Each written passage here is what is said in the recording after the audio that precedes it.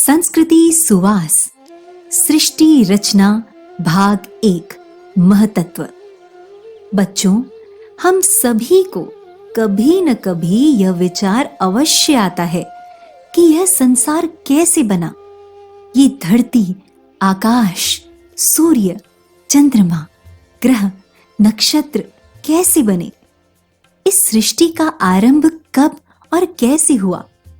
आज तक कई वैज्ञानिक करोड़ों डॉलर आधुनिक रिसर्च पर लगाकर भी इन प्रश्नों के उत्तर ठीक से नहीं समझ पाए हैं, जबकि हमारे सनातन संस्कृति में वेदों और पुराणों में विस्तार से इनका उत्तर लिखा गया है।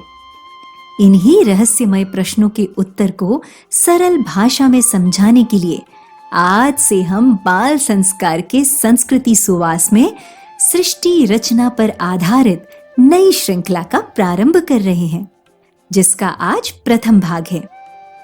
बच्चों, वशिष्ठ जी राम जी से कहते हैं, हे राम जी, गंगोत्री से लेकर गंगा सागर तक गंगा के किनारे जितने बालू के कण हैं, वो भी यदि कोई गिनना चाहे तो गिन सकता है, परंतु अब तक कितने ब्रह्मा जी आए और गए यह कोई नहीं गिन सकता है।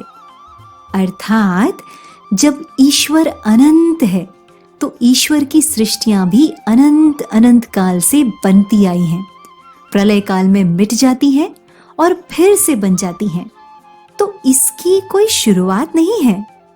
परंतु समझने के लिए वर्तमान में जो सृष्टि है उसकी रचना कैसे हुई, हम यही जानने का प्रयास करेंगे। विष्णु पुराण के अनुसार जब पिछली सृष्टि में प्रलय हुआ, तब पृथ्वी, चंद्रमा और सूर्य सहित समस्त ब्रह्मांड नष्ट हो गए थे। तब ब्रह्मा जी, विष्णु जी और शिव जी भी अपने स्वरूप में विलीन हो गए थे। संपूर्ण सृष्टि में कुछ भी शेष नहीं था।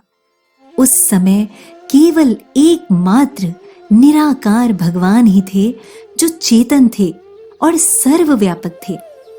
जिस प्रकार हम सपने में बिना किसी साधनों के सब कुछ बना लेते हैं, उसी प्रकार निराकार भगवान ने संकल्प किया और उनके संकल्प से सृष्टि की शुरुआत में सबसे पहले महतत्व बना।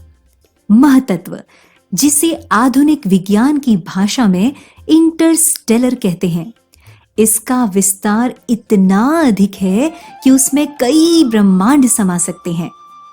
महतत्व ही प्रकृति का प्रथम भाग है। महतत्व के बाद क्या बना और कैसे बना, ये हम जानेंगे अगले सत्र में।